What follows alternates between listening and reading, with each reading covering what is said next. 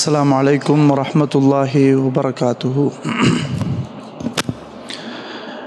إن الحمد لله نحمده ونستعينه ونستغفره ونعوذ بالله من شرور أنفسنا ومن سيئات أعمالنا. من يهده الله فلا مضل له ومن يضلله فلا هادي له. وأشهد أن لا إله إلا الله وحده لا شريك له وأشهد أن محمدًا عبده ورسوله. أما بعد فقد قال الله تعالى في القرآن العظيم والفرقان المجيد: أعوذ بالله من الشيطان الرجيم. بسم الله الرحمن الرحيم. يا أيها الذين آمنوا اتقوا الله حق تقاته ولا تموتن إلا وأنتم مسلمون. اللهم صل على محمد وعلى آل محمد كما صليت على إبراهيم وعلى آل إبراهيم إنك حميد مجيد. اللهم بارك على محمد وعلى آل محمد كما باركت على إبراهيم وعلى آل إبراهيم إنك حميد مجيد.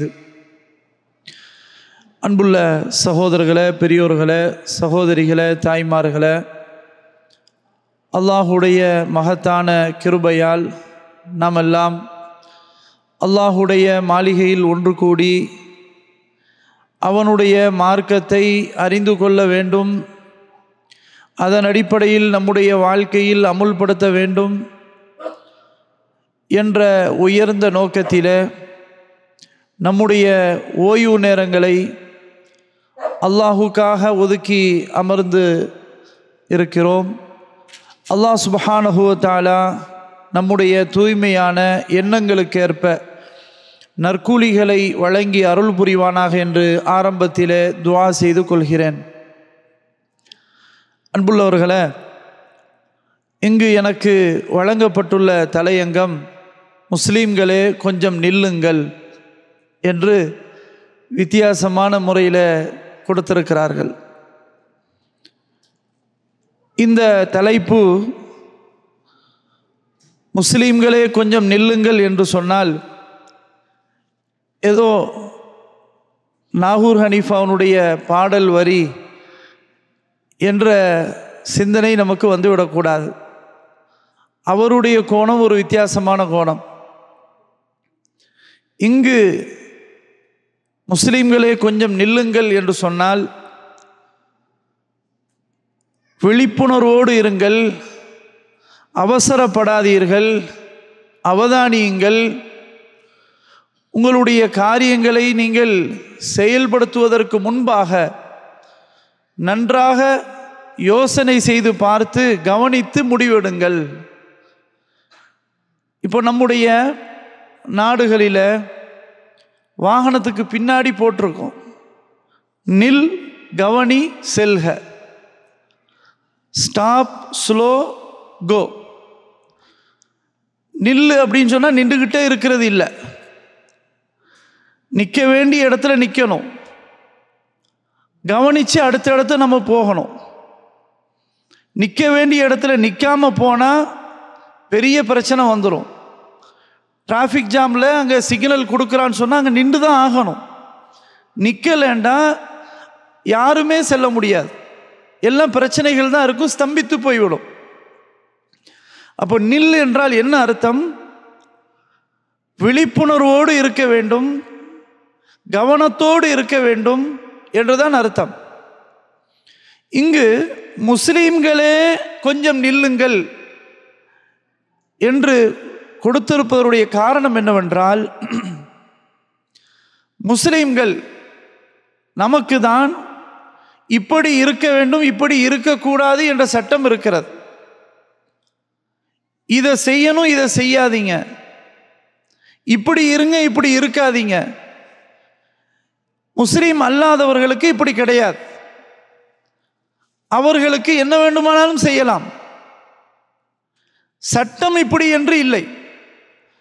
ஆனால் முஸ்லீம்களாகிய நமக்கு இப்படித்தான் இருக்கணும், இப்படி இருக்கக்கூடாது, சட்டம் இருக்குது. எனவே உங்கள் இஷ்டப்படி நடக்கக்கூடாது, இப்படித்தான் நடக்கணும், நிற்கணும், அவதானிக்கணும், சிந்திக்கணும், கவனிக்கணும், அடுத்தது செல்லணும். இதுதான் இஸ்லாம் சொல்லுது. குர்ஆன்ல அல்லாஹ் சுப்ஹானஹு வ தஆலா முஸ்லிம்கள் விழிப்புணர்வோடு இருக்க வேண்டும் என்பதற்கு அல்லாஹ் ரப்புல் ஆலமீன் பல்வேறு இடங்களில் எப்படி நீங்கள் இருக்கணும் அப்படின்றத பேசுகிறான். உங்கள் இஷ்டப்படி நடக்கக்கூடாது. ஒலா தம்ஷி ஃபில் அர்தி மரஹா, நீங்கள் பூமியில் பெருமை அடித்து ஆணவம் கொண்டு நடக்காதீங்க. இன்னக்க லன் தஹரிக்கல் அர்த ஒலன் தபுலுகல் ஜிபால தூலா, நீங்கள் என்ன மலை அளவுக்கு உயர்ந்து விட முடியுமா? பூமியை பிளக்கத்தான் முடியுமா? ஒன்றும் உங்களுக்கு செய்ய முடியாது. அதுக்கு பிறகு என்ன பெருமை, என்ன ஆணவம்? எனவே பூமியில் பெருமையோடு நடக்காதீங்க, நின்று போங்க, அவதானியுங்க, பொறுமையாக இருங்க என்று அல்லாஹ் சுப்ஹானஹு வ தஆலா சொல்கிறான். அதே மாதிரி அன்புள்ளவர்களை, முஸ்லீமுக்கும் முஸ்லீம் அல்லாதவர்களுக்கும் உள்ள வித்தியாசத்தை அல்லாஹ் பேசுகிறான். நான் ஏற்கனவே சொன்னது போல முஸ்லீம் இப்படித்தான் நடக்கணும், அவசரப்பட்டு போகக்கூடாது. முஸ்லீம் அல்லாதவரை பொறுத்தவரையில் இஷ்டப்பட்டு நடப்பாங்க. அல்லாஹ் குர்ஆன்ல கேட்குறான், அஃபமை யம்ஷி முகிப்பன் அலா வஜிஹிஹி அஹ்தா அம்மை யம்ஷி சவியன் அலா சிராத்தின் முஸ்தகீம்.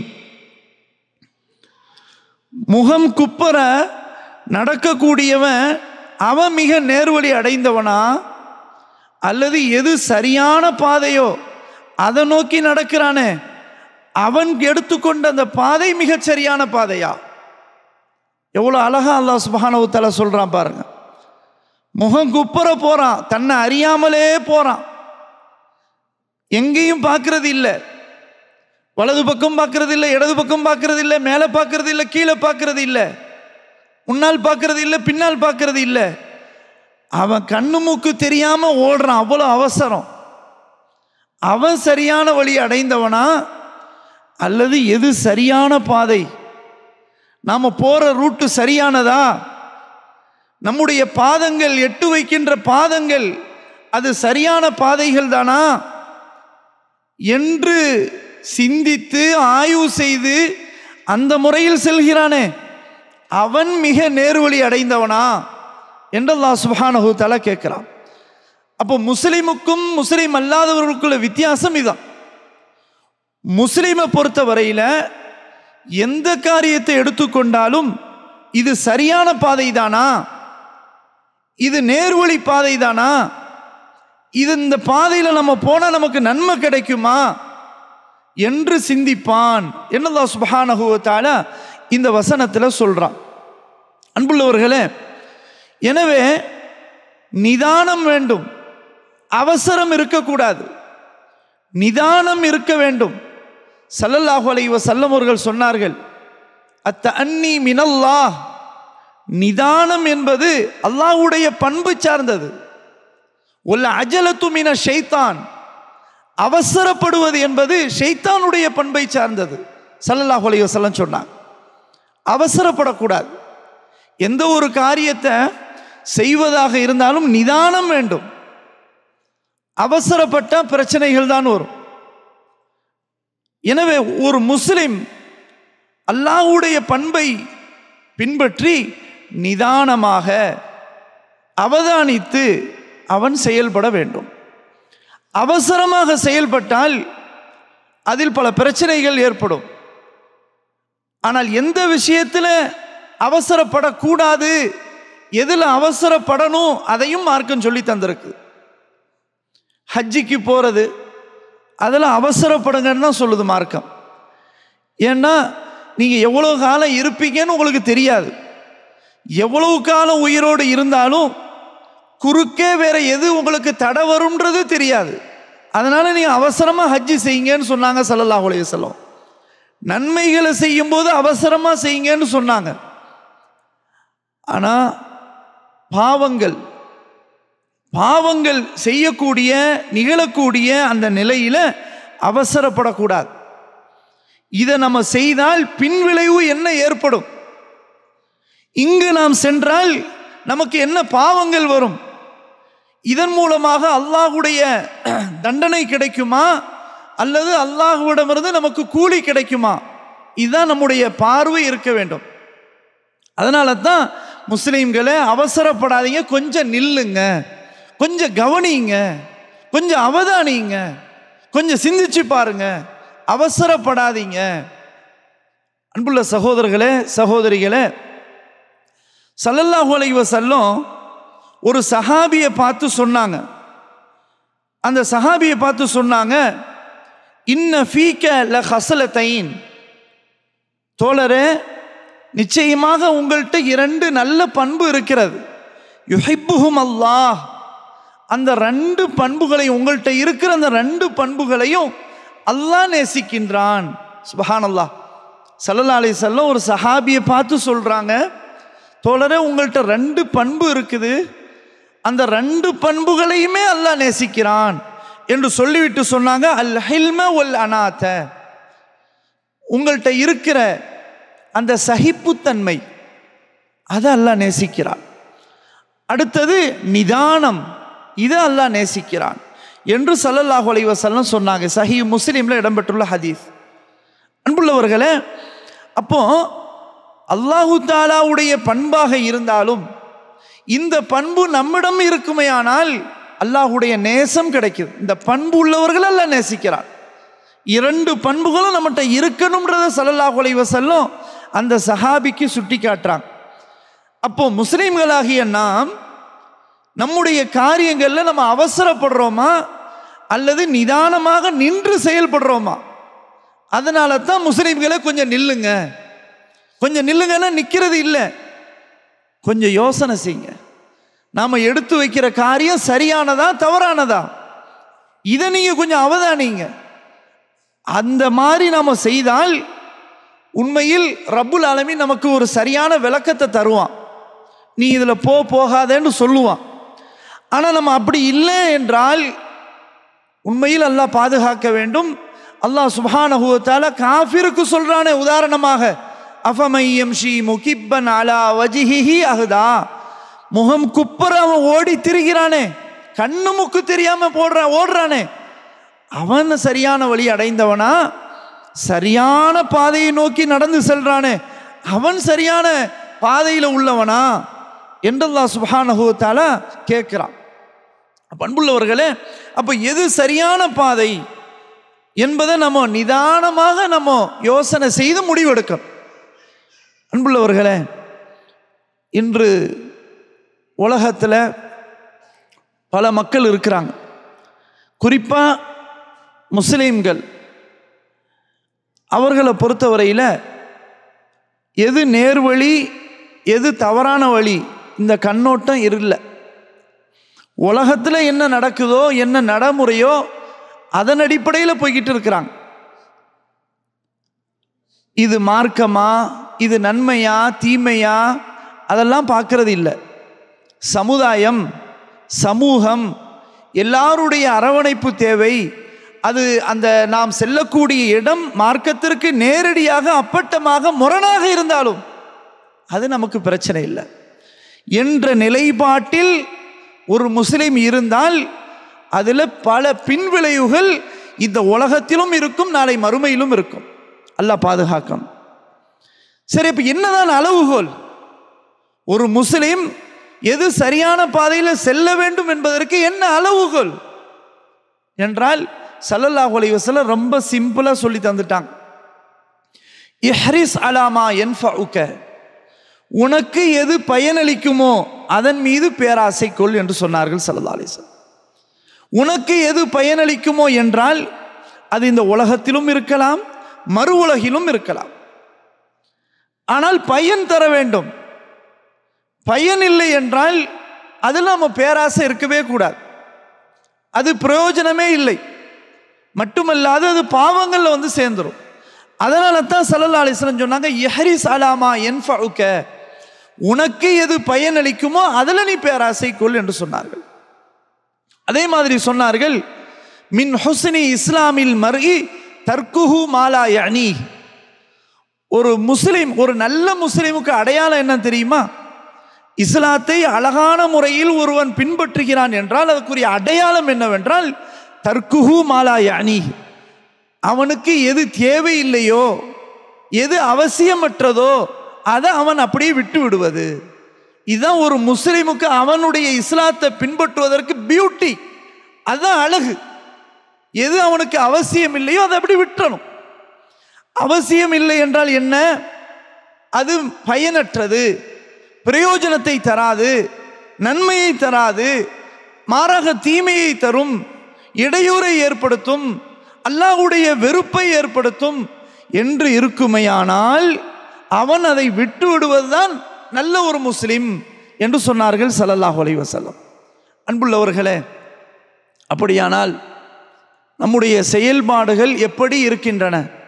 இதைத்தான் நானும் நீங்களும் நிதானமாக சிந்திக்க வேண்டும். உலகம் திறந்திருக்கிறது, உலகம் திறந்திருக்கிறது. ஷைத்தான் எல்லா இடங்களிலும் சூழ்ந்து இருக்கிறான். யாரும் என்னை தடை செய்வதற்கு யாரும் இல்லை. ஆனால் ரப்புல் ஆலமீன் எல்லாவற்றையும் கவனித்துக் கொண்டிருக்கிறான். இங்கு தடையில்லை என்பதற்காக துணிந்து நான் செயல்படுவதா? ரப்புல் ஆலமீன் இடத்தில் என்ன பதிலை சொல்லுவது? அல்லாஹ் சுப்ஹானஹு வ தஆலா சொல்றான், கல்லா பல் துஹிப்பூனல் ஆஜிலா வ ததரூனல் ஆகிரா. நீங்கள் அவசரமாக அழியக்கூடிய இந்த உலகத்தை தான் நீங்கள் நேசிக்கிறீர்கள், ஆனால் மறுமையை விட்டு விடுகிறீர்கள். எவ்வளோ அழகா அல்லாஹ் சொல்றான் பாருங்க. உலகம்தான் உங்களுக்கு முக்கியம், ஆனால் மறுமை அது எனக்கு முக்கியம் இல்லை. அது மறுமை பின்னாடி பார்த்து கொள்ளலாம், மௌத்து அது பின்னாடி பார்த்து கொள்ளலாம், கபூர் வாழ்க்கை அது அப்புறம் யோசித்து கொள்ளலாம். இப்போ அதுக்கெல்லாம் நிற்கிறதுக்கு வேலை இல்லை. அவசரமான உலகம், அவசரமாக அழியக்கூடிய உலகம், அதில் தான் நேசம் இருக்குது அதிகமாக. எவ்வளோ அழகா அல்லாஹ் பேசுகிற பாரு. கல்லா பல் துஹிப்பூனல் ஆஜிலா வ ததரூனல் ஆகிரா. நீங்கள் மறுமையை விட்டுவிட்டு அழியக்கூடிய, அவசரமாக அழியக்கூடிய இந்த உலகத்தை தான் நீங்கள் நேசிக்கிறீர்கள். ஆனால் உண்மையில் வலல் ஆகிரத்து கைருன் வஅபகா, உண்மையில் மறுமைதான், ஆகிரத்துடைய அந்த வாழ்க்கை தான் சிறந்தது, நிலையானது என்று அல்லாஹ் சுப்ஹானஹு வ தஆலா சொல்றார். பண்புள்ள சகோதரர்களே, அப்போ நம்ம கொஞ்சம் நின்று கவனிக்க வேண்டிய செய்தி என்னவென்றால், நாமெல்லாம் முஸ்லிம்கள், நாமெல்லாம் அல்லாஹுக்கு கட்டுப்பட்டு நடக்கக்கூடியவர்கள், மரணத்தை ஏற்றுக்கொள்ளக்கூடியவர்கள், மரணத்திற்கு பிறகு உள்ள வாழ்க்கையை நம்பிக்கை கொள்ளக்கூடியவர்கள், நிரந்தர வாழ்க்கை மறுமைதான் என்று நம்பிக்கை கொண்டிருக்கிற மக்கள் நாம். மற்றவர்கள் அப்படி அல்ல. அவர்களுக்கு ஏதாவது ஒன்று இருக்கிறதா? ஏதாவது சட்டம் இருக்கிறதா? இந்த உலகம்தான் அவர்களுக்கு சொர்க்கம். ஆனால் முஸ்லிம்களுக்கு அப்படி இல்லையே. முஸ்லிம்களுக்கு நிலையான வாழ்க்கை மறுமை வாழ்க்கை தான். அதுதான் நம்முடைய லட்சியம். இது நம்முடைய வாழ்வாதாரத்திற்காக சம்பாத்தியம், பொருளாதாரம், உணவு ஏற்பாடுகள், நம்முடைய திட்டமிடல்கள். ஆனால் நம்முடைய பயணத்தினுடைய முடிவு மறுமை வாழ்க்கை தான். அப்படியானால் முஸ்லிம்களாகிய நாம் நின்று யோசிக்க வேண்டுமா இல்லையா? இந்த இடத்தில் நாம் நிதானமாக நம்முடைய முடிவு எங்கே இருக்கிறது, இதில் நம்ம கவனமாக இருக்கணுமா இல்லையா? எனவே தான் முஸ்லிம்களே, கொஞ்சம் நில்லுங்கள், கொஞ்சம் யோசனை செய்து பாருங்கள், அவசரப்படாதீர்கள், ஷைத்தானுடைய சூழ்ச்சியிலே நீங்கள் சிக்கிவிடாதீர்கள். இதுதான் அதனுடைய தலைப்பினுடைய முக்கியம். அன்புள்ளவர்களே, எனவே அவசரப்படக்கூடாது, நிதானமாக இருந்து செயல்பட வேண்டும். இல்லை என்று சொன்னால் நாளை மறுமையில் அல்லாஹ் சுப்ஹானஹு வ தஆலா அவன் நம்மளை நிப்பாட்டி வச்சிருவான். அல்லாஹ் எல்லாரையும் நிப்பாட்டி வைப்பான். ஸல்லல்லாஹு அலைஹி வஸல்லம் அவங்க சொன்னாங்க, லா தஸூலு கதமா அப்தின் ஹத்தா யுஸ்அல அன் அர்பஇன். நாளை மறுமை நாளில் அல்லாஹு தஆலா அடியானுடைய 2 கால்களையும் அல்லாஹ் பிடித்து விட்டு 4 கேள்விகள் கேட்டு அதில் பதிலளிக்கும் வரை அல்லாஹ் விடமாட்டான். ஸல்லல்லாஹு அலைஹி வஸல்லம் சொல்றான், 4 கேள்விகளுக்கு பதில் சொல்லி ஆகணும் ரப்புல் ஆலமீன் இடத்துல. பதில் சொல்லாமல் நம்முடைய கால்கள் நகரவே செய்யாது என்று சொன்னார்கள் ஸல்லல்லாஹு அலைஹி வஸல்லம். அந்த 4 கேள்விகள் என்ன? ஸல்லல்லாஹு அலைஹி வஸல்லம் அவர்கள் சொன்னார்கள், ஒன்று அன் உம்ரிஹி ஃபீமா அஃப்னாஹ், உனக்கு தந்த ஆயுட்காலம், எவ்வளவு வருடங்கள் உனக்கு உயிரை தந்தேன், வாழக்கூடிய பாக்கியத்தை உனக்கு தந்தேன், அந்த ஆயுள் காலத்தை நீ எப்படி கழித்தாய்? எத்தனையோ பேருக்கு அல்லாஹ் ஆயுள் காலத்தை சுருக்கி எடுத்துட்டான். ஆனால் நமக்கு அல்லாஹ் கொடுத்து வச்சிருக்கிறான். எவ்வளவு காலம்ன்றது நமக்கு தெரியாது. ஒட்டுமொத்தமாக உனக்கு ஒரு ஆயுட்காலத்தை தந்தேனே, அதை நீ எப்படி கழித்தாய் என்று அல்லாஹு தாலா கேட்பான். அடுத்ததாக வன் ஷபாபிஹி ஃபீம அப்லாஹ், உன்னுடைய இளமை பருவம், அந்த இளமை பருவத்தை நீ எப்படி கழித்தாய்? இளமை பருவம் என்பது சாதாரண பருவம் அல்ல. இந்த இளமை பருவம் சக்தி வாய்ந்த ஒரு பருவம். எதையும் செய்வதற்கு ஆற்றல் பெற்ற ஒரு நிலைதான் இளமை பருவம். இந்த இளமை பருவத்தில் நீ எப்படி கழித்தாய்? எனக்காக நீ செயல்பட்டாயா அல்லது இளமை பருவத்தை துஷ்பிரயோகம் செய்தாயா? மார்க்கத்திற்கு முரணாக செயல்பட்டாயா? உனக்கு வழங்கிய ஆற்றலை, சக்தியை, பவரை நீ எப்படி பயன்படுத்தினாய் என்று அல்லாஹு சுப்ஹானஹு வ தஆலா நாளை மறுமை நாளில் நிப்பாட்டி வச்சு அல்லாஹ் கேட்பான். இதுக்கு நம்ம என்ன பதில் வச்சிருக்கிறோம்? அன்புள்ளவர்களே, அடுத்த கேள்வி, ஒமாலிஹி மின் ஐன இக்தஸபஹு வ ஃபீம அன்ஃபகஹு. பொருளாதாரம், பொருளாதாரம், மால். இந்த மாலை உனக்கு நான் தந்தேனே, நீ எப்படி செலவு செய்தாய், எப்படி சம்பாதித்தாய்? ரெண்டு கேள்வி உண்டு. வெறுமனே எப்படி செலவு செய்தாய் மட்டுமல்ல, முதல்ல எப்படி சம்பாதித்தாய்? ஹலாலான முறையில் சம்பாதித்தியா?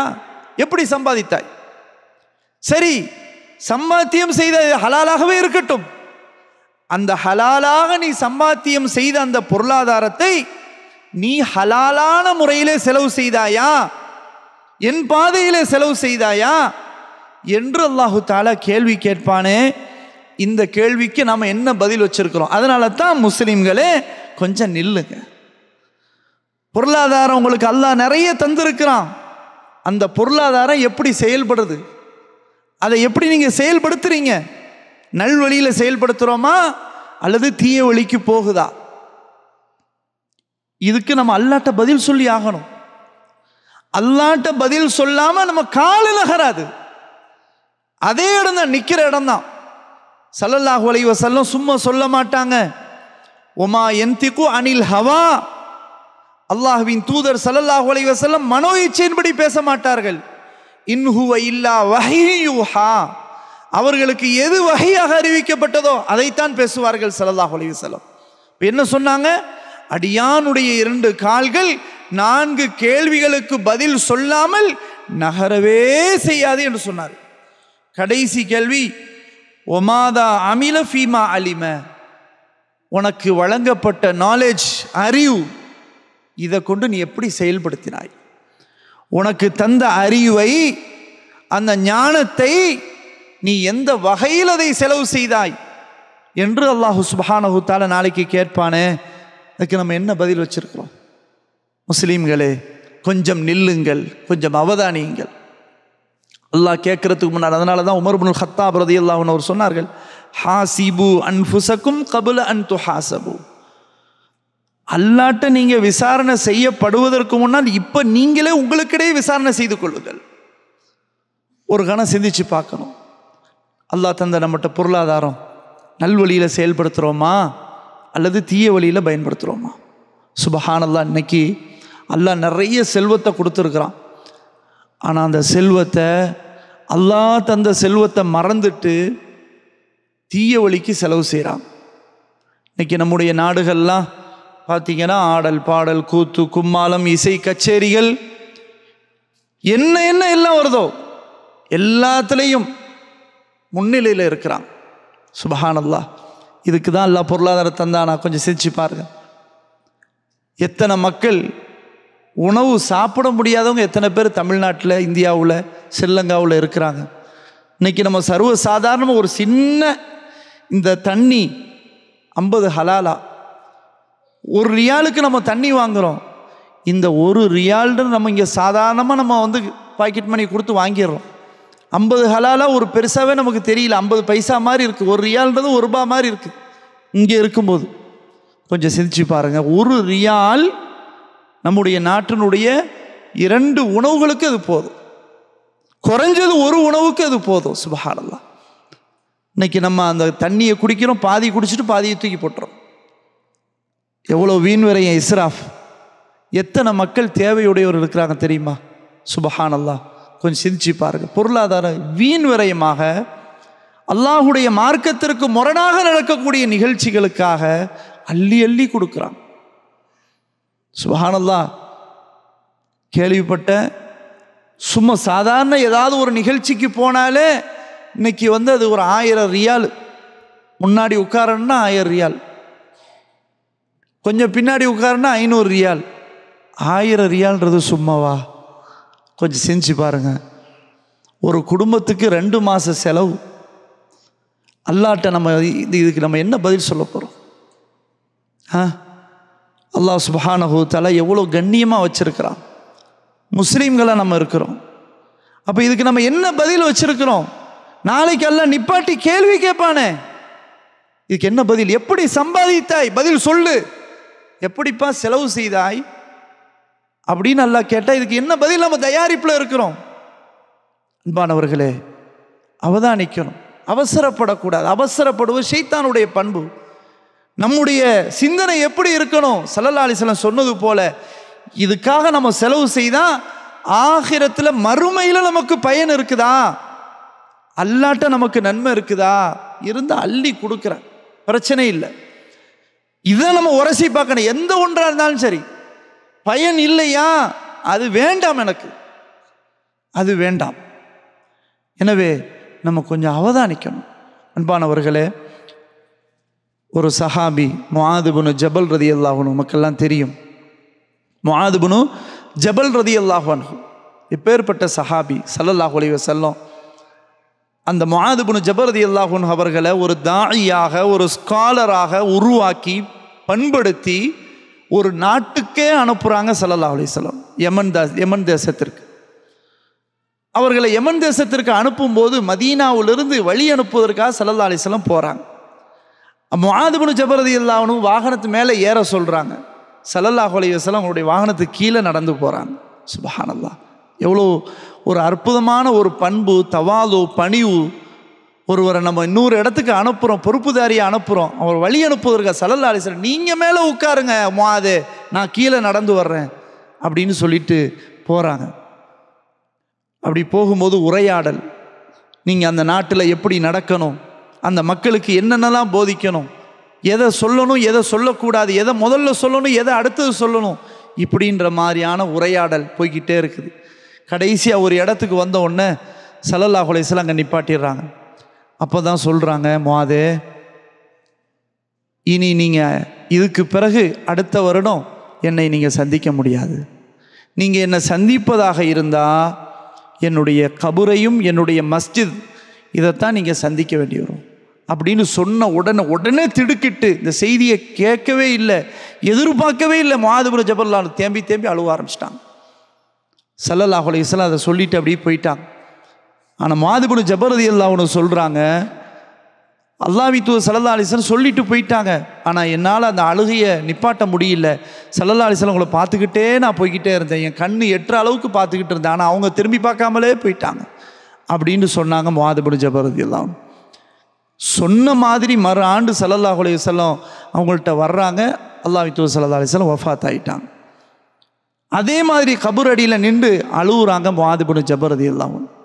உமர் ரலியல்லாஹு அன்ஹு இதை பார்க்குறாங்க, கேட்குறாங்க, உமர் ரலியல்லாஹு அன்ஹு, மா யுபுக்கீக, முஆது அவர்களை ஏன் நீங்கள் இப்படி அழுகுறீங்க அப்படின்னு கேட்கும்போது முஆது இப்னு ஜபல் ரலியல்லாஹு அன்ஹு சொல்கிறாங்க, சமிஅத்துஹு மின் ரசூலில்லாஹி ஸல்லல்லாஹு அலைஹி வஸல்லம், நான் அல்லாஹ்வின் தூதர் ஸல்லல்லாஹு அலைஹி வஸல்லம் நான் காதால் கேட்டிருக்கிறேன். எப்படி? இன்ன யசீரர் ரியாஇ ஷிர்குன், நிச்சயமாக சின்ன அந்த முகஸ்துதி இருக்குதே அது கூட ஷிர்க்குக்கு போய்விடும், அல்லாஹுக்கு இணை கற்பிக்கின்ற நிலை ஏற்பட்டுவிடும். இதை ஸல்லல்லாஹு அலைஹி வஸல்லம் சொல்ல நான் கேட்டிருக்கிறேன். அதே மாதிரி இன்னல்லாஹ யுஹிப்புல் அப்ரார அல் அத்கியா அல் அஹ்ஃபியா, நிச்சயமாக அல்லாஹு தஆலா நல்லவர்களை நேசிக்கிறான், இறையச்சமுடையவர்களை நேசிக்கின்றான், பயபக்தியோடு அடக்கத்தோடு மறைமுகமாக நன்மையை செயல்படக்கூடியவர்களை அல்லாஹ் நேசிக்கிறான். இவர்கள் எப்படிப்பட்டவர்கள் தெரியுமா? இவர்கள் ஒரு சபைக்கு வராவிட்டால் அவர்களை யாரும் தேட மாட்டார்கள். இவர்கள் சபைக்கு வந்தால் அவர்களை முன்னிலைப்படுத்தப்பட மாட்டார்கள். இவர்கள் எப்படிப்பட்டவர்கள் தெரியுமா? மசாபீஹுல் ஹுதா, நேர்வழியின் விளக்குகள் இவர்கள். இவர்கள் எப்படிப்பட்டவர்கள் தெரியுமா? யஹ்ருஜூன மின் குல்லி கப்ரா முதுரிமா, இவர்கள் புழுதி படர்ந்த இருள் அடர்ந்த எல்லாவற்றையும் விட்டு அவர்கள் விலகி இருப்பார்கள். இப்படிப்பட்டவர்களை நிச்சயமாக அல்லாஹு தஆலா நேசிக்கின்றான். இதை அல்லாஹ்வின் தூதர் ஸல்லல்லாஹு அலைஹி வஸல்லம் சொன்னதை நான் கேட்டேன் என்று சொல்லி அழுகுறாங்க. இதில் என்ன விஷயம் தெரியுமா? முஆது இப்னு ஜபல் ரலியல்லாஹு அன்ஹு இந்த ஹதீஸை ஸல்லல்லாஹு அலைஹி வஸல்லம் கேட்டாலும் தன்னுடைய வாழ்க்கையில் அப்ளை பண்ணி பார்க்குறான். இப்படி நான் அதில் லிஸ்ட்டில் இருக்கிறேனா? அல் அப்ரார், நல்லவர்கள் அல்லாஹ் சொல்கிற, அல்லாஹ்வின் தூதர் ஸல்லல்லாஹு அலைஹி வஸல்லம் சொன்னாங்களே, அல்லாஹ் நேசிக்கின்றன்னு சொன்னார்களே, அந்த லிஸ்ட்டில் நான் இருக்கிறேனா? நல்லவனா நான் இருக்கிறேனா? மக்கள் எல்லாரும் இருக்கிறாங்க, அல்லாஹ்வுக்கு பிடித்த நல்ல அடியார்களில் நான் ஒருவனாக இருக்கிறேனா இல்லையா? அல்லாஹுவை பயப்படக்கூடிய அடியார்கள் ஒருவனாக நான் இருக்கிறேனா இல்லையா? அடக்கத்தோடு மறைமுகமாக நன்மையை செயல்படக்கூடிய அந்த பட்டியலில் அவர்களோடு நானும் இருக்கிறேனா இல்லையா? இதுதான் என்னுடைய கவலை. சுப்ஹானல்லாஹ். முஆது இப்னு ஜபல் ரலியல்லாஹு அன்ஹு இதை சொல்கிறாங்க. அன்புள்ளவர்களே, நம்ம யாருக்காக வேண்டி வாழ வேண்டிய தேவையில்லை. நம்ம அல்லாஹுவை சந்திக்க இருக்கிறோம். நம்ம எல்லாம் முஸ்லீம்கள். மரணம் எப்போ வேண்டுமானாலும் வரும், நிழல் போன்று துரத்தி கொண்டு வரும். வயது கூட கூட, உண்மையில் வயது கூடவில்லை, ஆயுள் காலம்தான் குறைந்து கொண்டே இருக்கிறது. எப்போது வரும் என்பது யாருக்கும் தெரியாது. நேற்று இருந்தவர்கள் இன்று இல்லை, நம்முடைய உறவினர்கள் பலரும் இல்லை. அல்லாஹ் நமக்கு எவ்வளவு ஆயுட்காலம் எவ்வளவு காலம் போட்டு வச்சிருக்கான்னு தெரியாது. நம்மெல்லாம் முஸ்லீம்கள், மறுமை நம்பிக்கை கொண்டவர்கள். எனவே எந்த விஷயத்தை நாம் ஒரு ஸ்டெப்பு எடுப்பதாக இருந்தாலும் இது அல்லாஹுக்கு பிடிக்குமா பிடிக்காதா, அல்லாஹ்வுடைய நேசம் கிடைக்குமா கிடைக்காதா, இல்லை என்ற பதில் வருமானால் அது யாரும் பார்க்காமல், எந்த முகமும் பார்க்காமல், வரமாட்டேன், என்னுடைய பைசா கொடுக்க மாட்டேன் என்று துணிந்து சொல்லலாம். ரப்புல் ஆலமீனுடைய நேசம் கிடைக்கும். அதனால தான் முஸ்லீம்களே, கொஞ்சம் நில்லுங்கள், அவதானியுங்கள், சிந்தியுங்கள். நம்மெல்லாம் முஸ்லீம்கள். ஏனென்றால் அல்லாஹ் சுப்ஹானஹு வ தஆலா நாளை மறுமை நாளில் விசாரணை செய்வான். இன்ன ஸம்அ வல் பஸர வல் ஃபுஆத குல்லு உலாயிக கான அன்ஹு மஸ்ஊலா. நிச்சயமாக பார்வை, செவி, புலன், நம்முடைய உள்ளம் எல்லாம் விசாரிக்கப்படக்கூடியதாகத்தான் இருக்கிறது. அல்லாஹ் குர்ஆன்ல சொல்றான். உள்ளவர்களே, நம்ம அவசரப்பட்டு நம்முடைய பாதங்களை எடுத்து வச்சா நம்முடைய பாதங்களே நாளைக்கு எதிராக சாட்சி சொல்லும். யௌம தஷ்ஹது அலைஹிம் அல்சினத்துஹும் வைதீஹிம் வஅர்ஜுலுஹும் பிமா கானூ யஅமலூன். அல்லாஹு அக்பர், அல்லாஹு.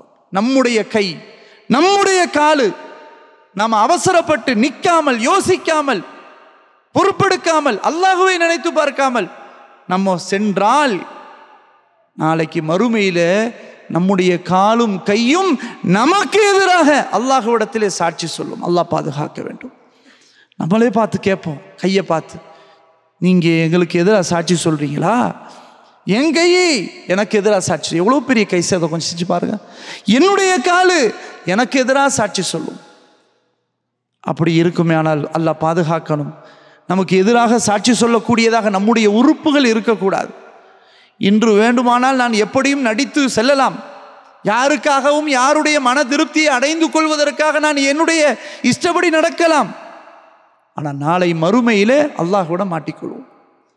அல்லாஹ்விடம் தப்பிவிட முடியாது. அல்லாஹ் நிப்பாட்டி வச்சு ஆணி அரைஞ்ச ஒரு ஸ்டெப்பு நகர முடியாது. அதான் ஸல்லல்லாஹு அலைஹி வஸல்லம் சொன்னாங்க. எனவே அவதானிக்க வேண்டும், சிந்திக்க வேண்டும், முடிவெடுப்பதிலே அதில் நிதானமாக செயல்பட வேண்டும், விழிப்புணர்வோடு இருக்க வேண்டும். சரி என்றால் அதை செய்வோம், தவறு என்றால் எந்த விதமான கூச்சலின்றி, வேறு ஒரு மன உறுத்தலின்றி அதில் நாம் அழகிய முறையிலிருந்து விடுவித்து நம்ம தூரமாகி விட வேண்டும். இதுதான் ரப்புல் ஆலமீன் நம்மை விரும்புகிறான். எனவே முஆது இப்னு ஜபல் ரலியல்லாஹு அன்ஹு அவர்கள் எப்படி தன்னுடைய நிலையை நினைத்து சிந்தித்தார்களோ அல்லாஹ்வின் தூதர் ஸல்லல்லாஹு அலைஹி வஸல்லம் அவர்கள் மீது எவ்வளவு அளவுக்கு அதிகமான பாசம் வைத்து அவர்கள் சொன்னது போலவே அவருடைய கபருக்கு வந்து, அவருடைய மஸ்ஜிதுக்கு வந்து அவர்கள் முன்னால் சொன்னதை நினைத்து பார்த்து அழுதார்களோ, இந்த அழுகை தான் எனக்கும் வர வேண்டும், உங்களுக்கும் வர வேண்டும், சமுதாய மக்களுக்கும் வர வேண்டும். அல்லாஹ் சுப்ஹானஹு வ தஆலா அப்படிப்பட்ட பக்குவத்தை எனக்கும் உங்களுக்கும் நம் சமுதாய மக்களுக்கும் ஆக்கி தந்து அருள் புரிவானாக என்று கூறி எனது உரையை நிறைவு செய்து கொள்கிறேன். ஆஹிரு தஅவானா அனில் ஹம்துலில்லாஹி ரப்பில் ஆலமீன்.